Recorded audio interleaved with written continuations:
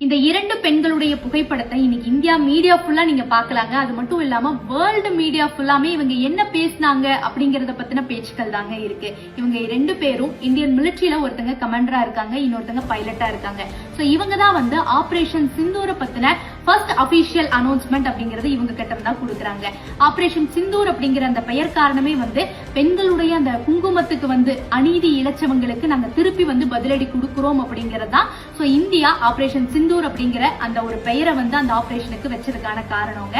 So அது வந்து பெண்கள் மூலமாவே கொடுக்கறாங்க அப்படிங்கறதா இவங்க அனௌன்ஸ் பண்றதுக்கான ஒரு காரணமும். அதாவது பெண்களுக்கு இழைக்கப்பட்ட அநீதியை பெண்களே வந்து திரும்ப வந்து தண்டிச்சிருக்காங்க அப்படிங்கிறது தான் உலக நாடுகள் அறியக்கூடிய ஒரு முக்கியமான ஒரு விஷயம். இதன் மூலமா இந்தியன் கவர்மெண்ட் இந்தியாவில் இருக்கிற பெண்களுடைய அந்த முக்கியத்துவத்தையும் பெண்களுடைய அந்த பவரையும் உலகத்துக்கே காட்டியிருக்காங்க. இன்னைக்கு இருக்கிற காலகட்டங்கள்ல ஆண்களுக்கு நிகரா பெண்களும் எல்லா இடங்களிலும் இருக்காங்க.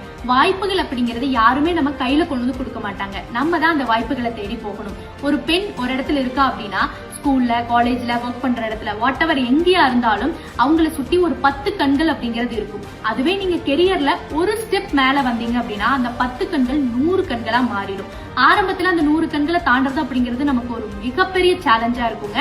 பட் டெஃபினட்டா அதுல ஒரு சின்ன கேப் கிடைக்கும். அந்த கேப் வழியா நீங்க பூந்து சரியா வெளியில வந்துட்டீங்க அப்படின்னா அப்புறம் நோ ஒன் கேன் ஸ்டாப். அப்புறம் ஒரு சிலருடைய அந்த வார்த்தைகள், ஒரு சில பர்சன்ஸ்னால டெம்பரவரியா உங்களுக்கு ஒரு பிளஷர், அந்த ஒரு சந்தோஷம் கிடைக்குங்க. அதுக்கு ஏமாறாம உங்களுடைய எய்மை வந்து ஹையா வச்சு முயற்சி பண்ணீங்க அப்படின்னா டெஃபினட்டா சக்சஸ் அப்படிங்கிறது ஒரு பெண்ணுக்கு மிகப்பெரியதா இருக்கும்.